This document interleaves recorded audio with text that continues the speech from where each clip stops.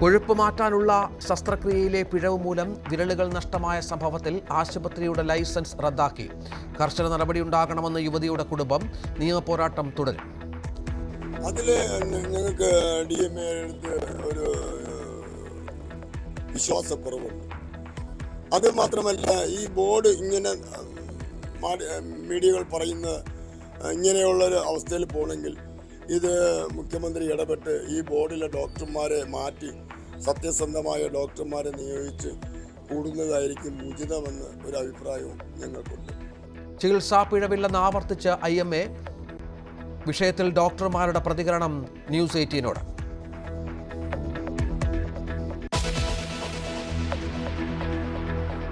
പത്മനാഭസ്വാമി ക്ഷേത്രത്തിലെ സ്വർണം കൊണ്ടുപോയ കള്ളനാര്? മോഷണ ശ്രമം സ്ഥിരീകരിച്ച് പോലീസ്. കൂടുതൽ ജീവനക്കാരെ ചോദ്യം ചെയ്യും. ഭരണസമിതിയുടെ വീഴ്ചയെന്ന് MG ശശിഭൂഷൺ ന്യൂസ് 18നോട്.